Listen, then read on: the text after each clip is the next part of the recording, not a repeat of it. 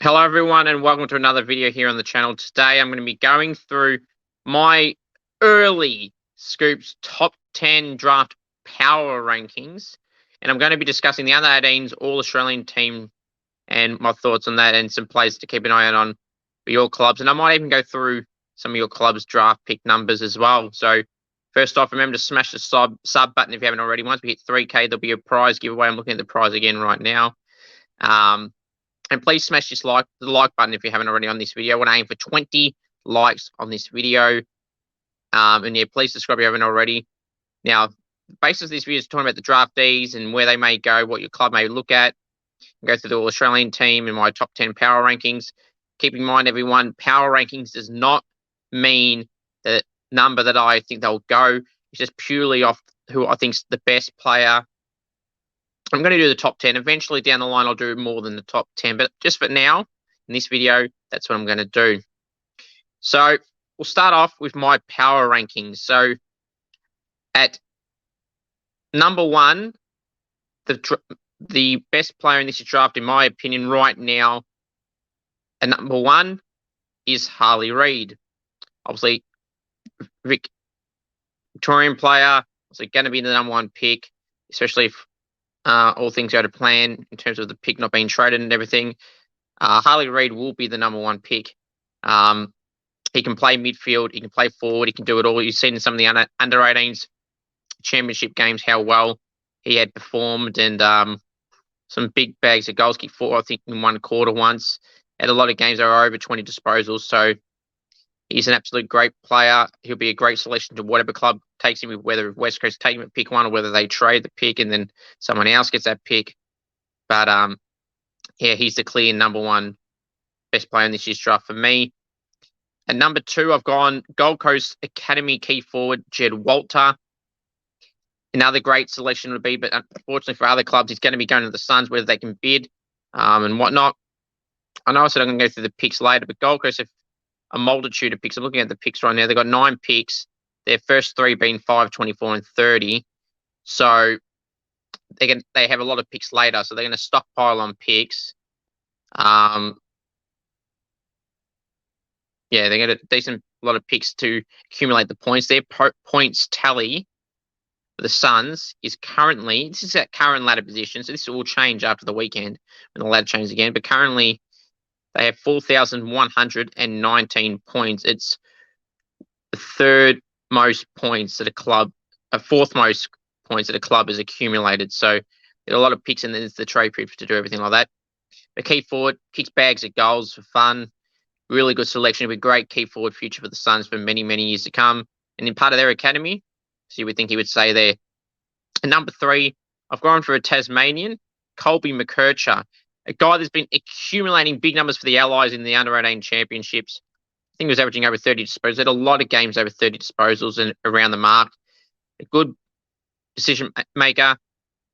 Also big numbers with clearances and the like. So Colby McKercher is one to keep an eye out on for sure. At number 4, I've gone Zane Dersma, the brother of Xavier Dersma. Yeah, he's a great selection. He would be, in my personally, would be the 4th best player right now. Had a game where he kicked 4 goals and had 22 odd disposals. Could have kicked even more in the most recent game when they played Vic Country, Vic Metro.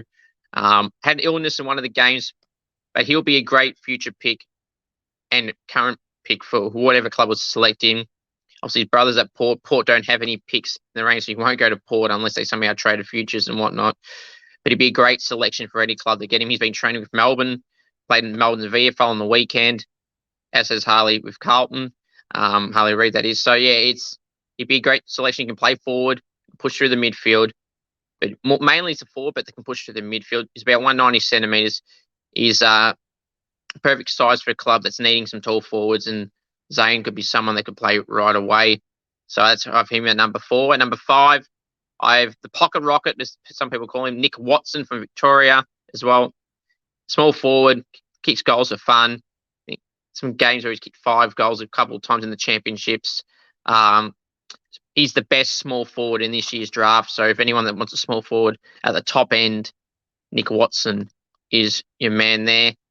At number 6, I've gone WA's Dan Curtin, a key forward can play as a key defender as well, but he does also rack up big numbers. He had a game where he kicked 5 and 20 odd disposals, so in the championships for WA.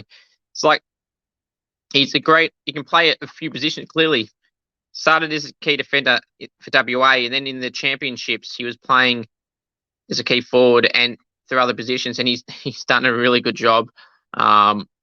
He's a guy. He'd be WA's #1 pick, in my opinion. It'd be a great selection for someone around pick 6. At pick 7, I've gone for Riley Sanders, the Sandringham Dragon, who played for the Allies in the championships. Now, I personally was a bit confused by this.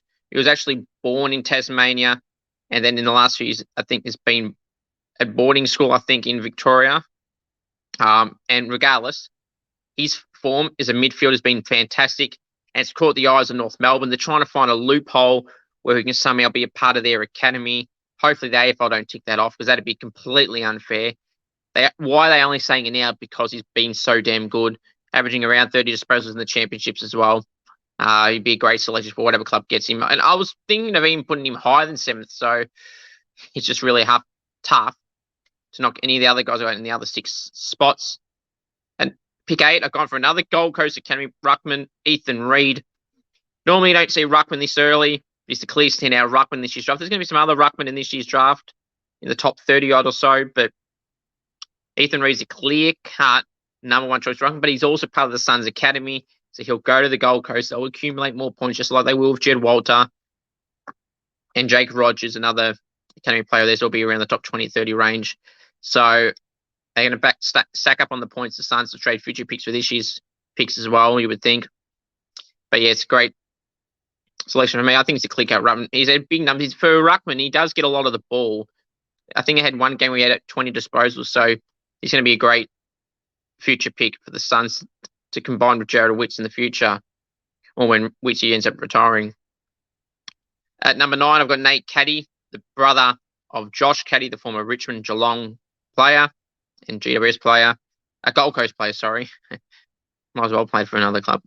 But yeah, Nate, the brother of Josh. He's very noticeable on the field with his blonde hair and white hair as well. Very noticeable on field.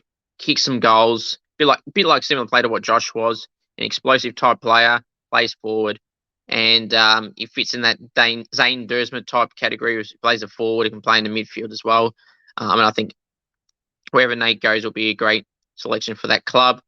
And at number 10, I've gone Connor O'Sullivan, key defender. Probably the best key defender in this year's draft, along with Dan Curtin, if he was to be selected as a key defender. Having good numbers, good marker. He plays on his man very well, and he's clear cut for me, the #1 key defender with Dan Curtin as well in this year's draft. So that's my power rankings. But now, some other guys I want to go through about this stuff. So I'm just going to recap here, actually. My current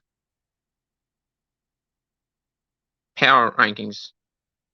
So I just want to get it up on the list just so you can see my current draft power rankings. All right, there we go. All right, let me get the banner up. There it is. So my current draft power rankings is, as you can see on the screen there. Best player for me right now at #1 is Harley Reid. #2, Jed Walter. #3, Colby McKercher. #4, Zane Dersma. #5, Nick Watson. #6, Dan Curtin. #7, Riley Sanders. #8, Ethan Reid. #9, Nate Caddy. #10, Connor O'Sullivan. Now, obviously, there'll be other players that could be picked up, but stress less. I've got some more names in this All-Australian team, which I'm about to go through right now.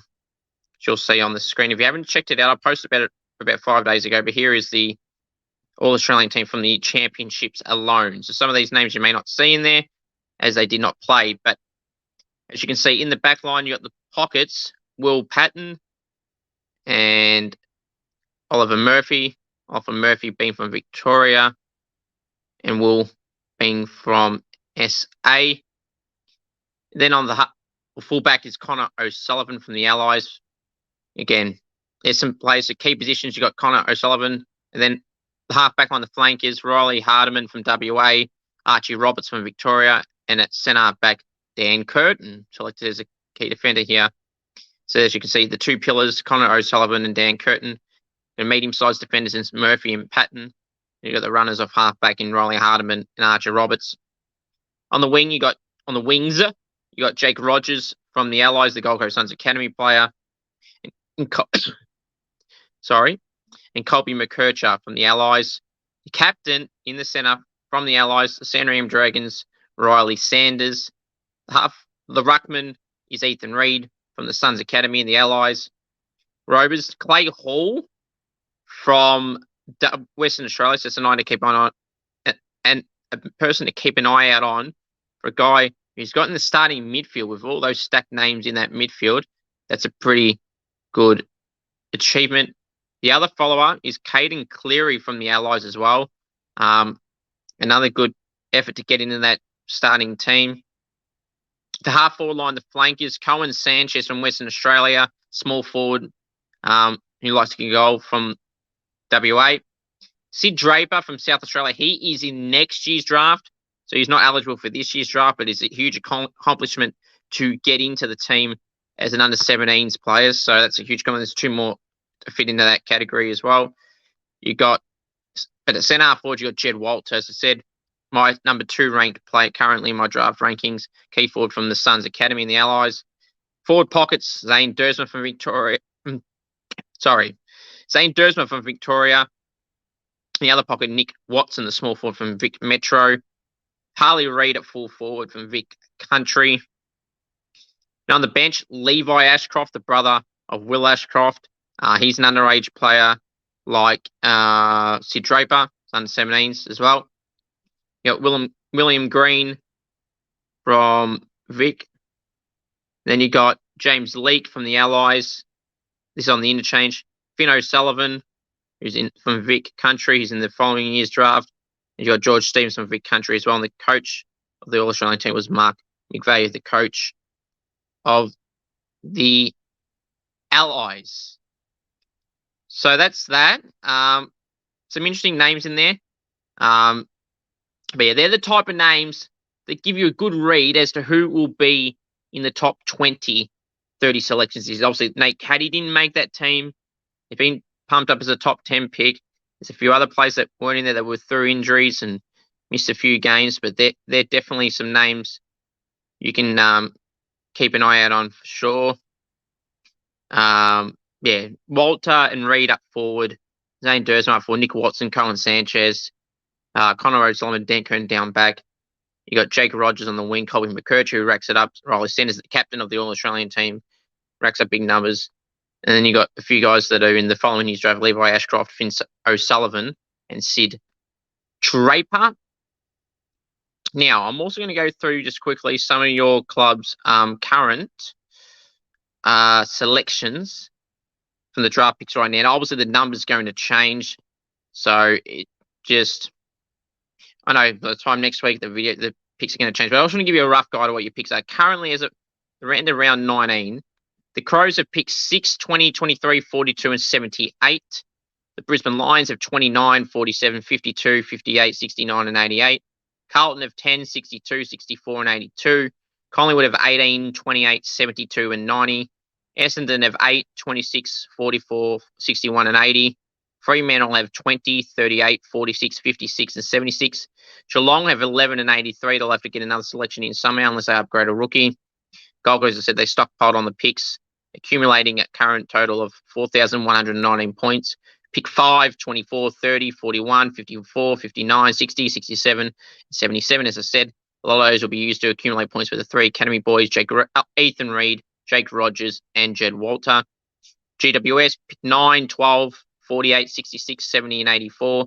Hawthorn 3, 32, 50, and 75. Melbourne, pick 4, 15, 22, 33, and 87. I'm going to get to Melbourne and the Eagles in a second in particular, something that's been talked about. North Melbourne, pick 2, 17, 40, 51, 57, and 74. I mentioned about the Riley Sanders thing they're trying to get. Ben Mackay's a free agent. Will they allot them pick 3? Hopefully not. Port Adelaide, picks 36, 38, 71, and 89. So Zane Dursel won't last that long at all, unless they get a future first in or out to get one in for this year, and maybe then, maybe. Richmond pick 27, 45, 63, and 81. My Saints pick 13, 31, 49, and 85. Gresham leaves. They'll have a free agency combo pick between 13 and 31 there. Sydney pick 7, 21, 25, 39, 43, and 79. The Eagles pick 1, 19, 35, 37, 53, 55, and 73. The club with the most accumulated points as a right now with 5,304 points. And the Western Bulldogs pick 14, 16, 34, 65, 68, and 86. Not a bad start of picks for the Western Bulldogs there. But one trade or draft trade talk is about Harley Reid of Melbourne with West Coast. That's the linkage there. Melbourne are trying to get Harley Reid, and they're rumoured that they could offer their first 3 picks, 4, 15, and 22 for pick 1 off West Coast. Personally, if I was West Coast, I would not be doing that. I really won't. Try and convince Harley. Let's just say, now the report was denied, by the way, that he told West Coast that he did not want to go there. That was false. His manager, Nick Geeshan, and his Bendigo Pioneers coach denied it as well. But let's just take them at their words. Let's just say he doesn't want to go to WA, and West Coast have any doubt of him not wanting to stay. Try and convince him, I would suppose. I'd try and say. Who's to say in 2 years he doesn't change his mind? There's been plenty of players that have said they refuse to go to a certain state, and they end up going there and end up staying there. You just got to take that risk and back your system in. I wouldn't be training pick 1. Harley Reid is a clear standout. So I'd be taking him. I would see why they would want to do it, though, if they were to get 4, 15, and 22, I said. So, yeah, 4, 15, and 22. They could get a Dan Curtin from WA at pick 4. They may be able to get Clay Hall and players like that at 15 and 22. But even then, I wouldn't be doing it personally. But yeah, what do you guys think? If you're an Eagles fan or a Demons fan, would you do that trade? I know Melbourne would. They'd basically get Harley Reid for Luke Jackson in a way, because those picks they essentially got from Fremantle were the Luke Jackson trade. So they'd be essentially getting Luke Jackson out, Harley Reid in. I mean, that's a pretty decent replacement if you ask me. And West Coast, what do they gain from this? Dan Curtin, but then potentially 2 other players. I would take Harley Reid and back your system in to get the picks. Apparently, Tom Barrass is going to be leaving to Sydney. And if you look at Sydney's pick, it has to be a top 10 pick. And Sydney's first pick is 7, then 21. So 7 and 21 have got to be on the table somewhere for Tom Barrass. He's got a 5-year contract still. They're apparently going to let him go. I wouldn't be letting him go. I think it's stupid. West Coast should let him go. Their best key defender. They're going to lose her at the end of the year, probably. McGovern's injury prone. So they've got to leave for no one. That'd be a dumb move from West Coast. That'd be going backwards. But let's say they do that. They pick 1 and 7. They've got the bargaining power. I wouldn't be doing that. You have pick 1 and 7. You could get Dan Curtin and Harley Reid together. So that's what I would do if I'm the Eagles. I wouldn't be letting Barrass go at all. But I'd be making sure that pick 7 is involved, and you get a pick 21 or 28. I think Swan's next pick after that is 25. It is after that. So I'll be trying to get that as well. Thank you for watching this video. Smash the like button if you haven't already. Subscribe if you haven't already. I would really appreciate it. Any more draftees you want me to have on the podcast, comment down below. Message me on Instagram, AFL Info Live. And you're a draftee, if you're going to be drafted in this year's AFL or AFLW draft, or just please contact me, AFL Info Live on Instagram, and AFL Information, Trade Rumors and Results on Facebook and YouTube. Please sub if you haven't already.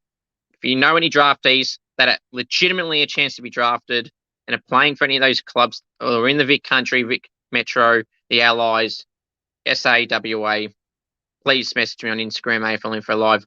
Thank you all. Until the next video, take care and go Saints.